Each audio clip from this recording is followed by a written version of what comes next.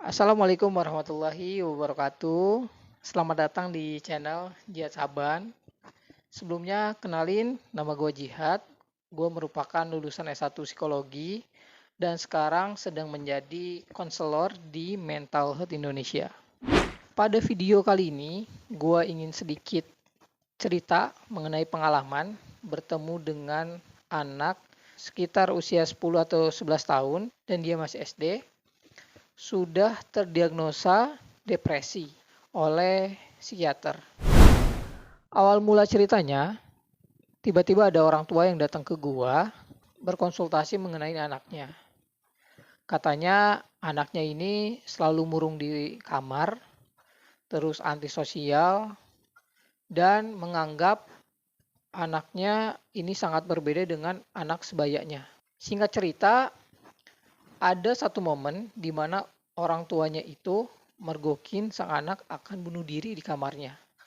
Dan posisinya itu sudah menggantungkan tali dan anaknya itu tinggal mengikat ke lehernya. Tapi syukurnya orang tuanya cepat datang.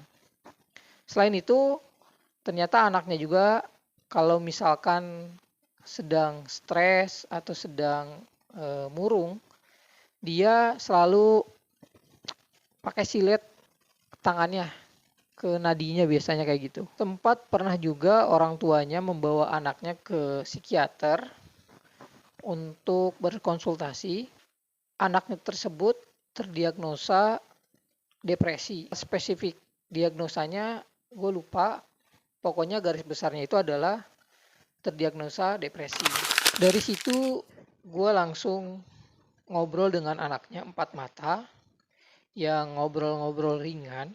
Ternyata ketika gue ngobrol sama anaknya sangat terbuka dan sangat antusias. Obrolan mengalir begitu saja dan gue tanya-tanya mengenai apa sih sebenarnya masalah yang kamu alami. Ya, anak tersebut bilang bahwasanya dia adalah korban bully di SD oleh teman lelakinya. Terus juga ternyata dia juga dibully di tempat pengajiannya. Terakhir dia bilang dia di rumahnya itu sering dibandingkan dengan anak tetangga mengenai pencapaian-pencapaian yang orang lain raih. Dari ketiga kasus tersebut, anaknya bilang bahwasannya dia bingung untuk mengungkapkan permasalahan yang terjadi pada dirinya. Makanya dia nggak terbuka sama orang tuanya, takut dihukumi. Dia lebih cenderung memendam. Dan ketika ada masalah, dia cenderung diam di kamar sendiri. Dan puncaknya adalah dia menyakiti dirinya sendiri atau self-harm.